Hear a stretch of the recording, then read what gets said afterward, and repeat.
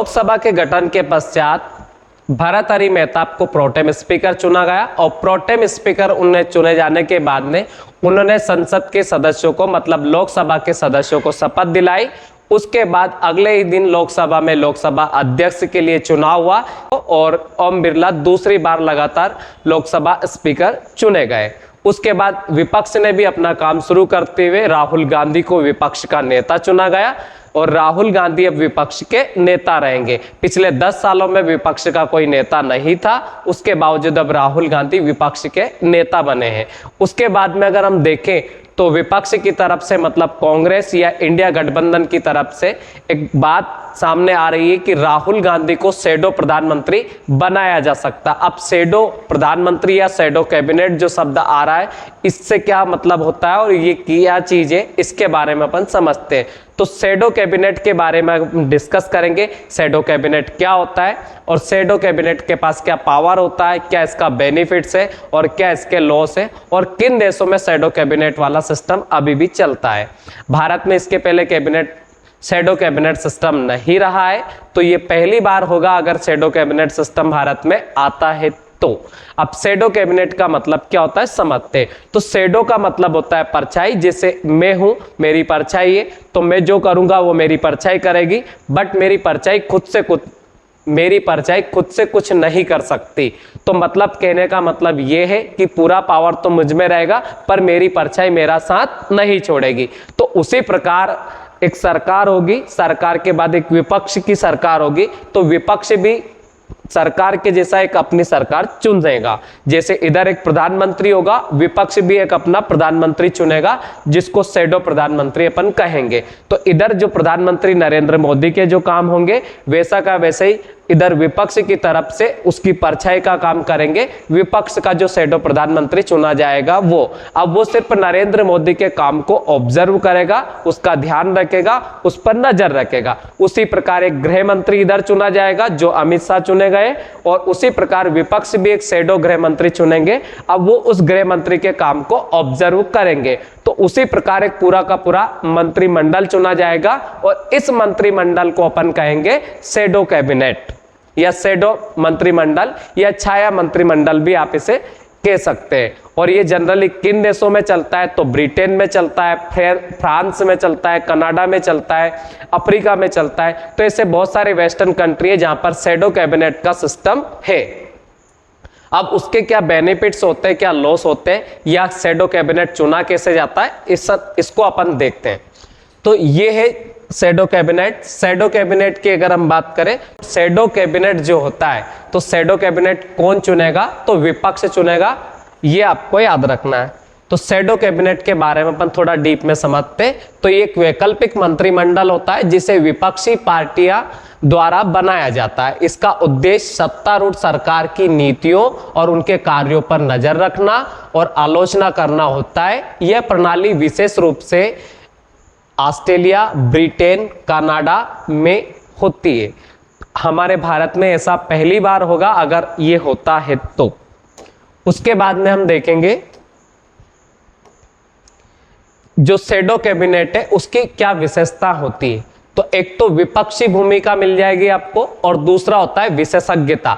विपक्षी भूमिका की अगर हम बात करें तो जो शैडो कैबिनेट होता है उसका मुख्य कार्य होता है विपक्ष की नीतियों की आलोचना करना और उनकी वैकल्पिक नीतियां प्रस्तुत करना। जैसे अगर मान लो मोदी गवर्नमेंट कोई रूल लेकर आती है तो अगर उसमें कुछ कमी है तो उसकी आलोचना करना और उसका एक विकल्प देना कि आप ये इसकी जगह ये भी कर सकते हैं। तो इसमें क्या होगा, इसका एक बेनिफिट होगा कि कोई भी जल्दबाजी में जो कानून बनता है ऐसा कानून नहीं देखने को मिलेगा और ना ही कानून वापस लेने को आपको मिलेगा। नहीं तो इसने पिछली गवर्नमेंट में आपने देखा होगा कि 3 किसान बिल आए थे और गवर्नमेंट को उनको वापस लेना पड़ा था। अगर ये तीनों किसान बिल के ऊपर अच्छे से डिस्कस होता तो सरकार को उसके आंदोलन के बाद में उसको वापस नहीं लेना पड़ता। पर ये क्या था कि सरकार के पास अच्छे से मेजोरिटी थी और विपक्ष के पास कोई दम नहीं था उस स्थिति में सरकार ने ये 3 बिल बनाए और जनता के आंदोलन के बाद उन 3 बिलों को वापस लेना पड़ा। तो शैडो कैबिनेट होने के बाद या विपक्ष के पास एक मजबूत स्थिति होने के बाद में अब ऐसी स्थिति देखने को शायद कम मिलेगी।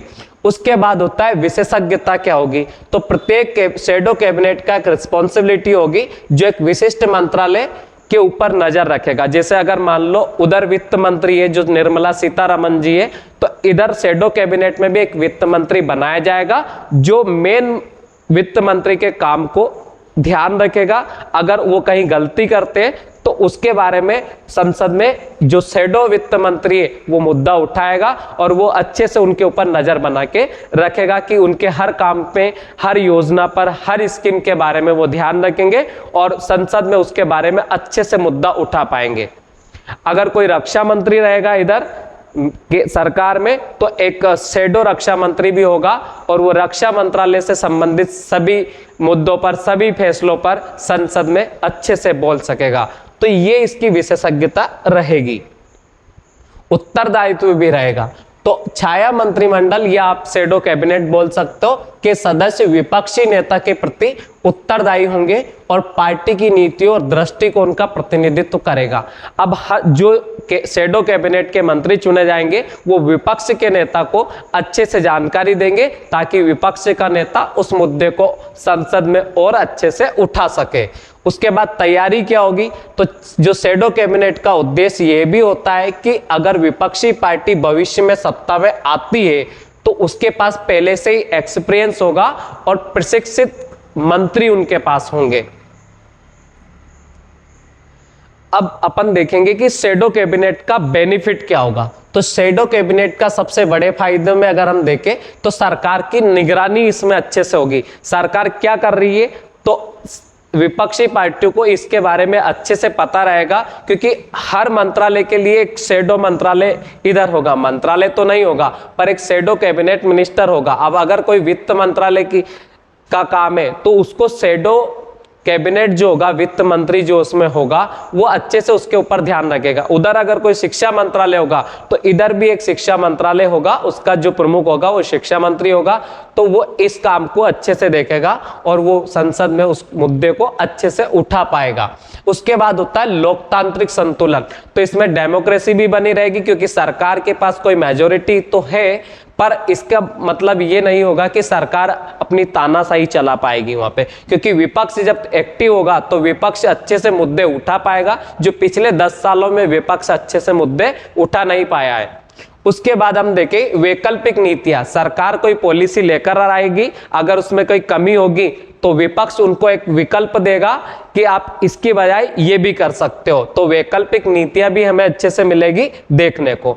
तैयारियों का मंच अगर हम बात करें तो पहले से विपक्ष भी अपनी तैयारी करके रखेगा किसी भी मुद्दे पर बोलने के लिए। तो ये बेनिफिट भी आपको शैडो कैबिनेट से हो सकता है।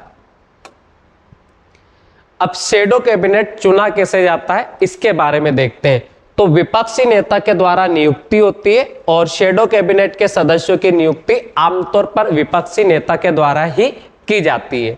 उसके बाद संसदीय अनुभव इसमें बेनिफिट होगा। अक्सर शैडो कैबिनेट के सदस्य वे होते हैं जिन्हें संसदीय अनुभव और विशेषज्ञता होती है, मतलब पार्टी का दृष्टिकोण।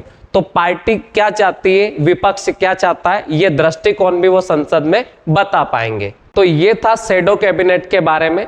शैडो कैबिनेट भारत में आना चाहिए या नहीं आना चाहिए, आप क्या समझते हैं, इसके बेनिफिट होंगे या नुकसान होंगे, इसके बारे में मुझे आप कमेंट करके बताएं। धन्यवाद।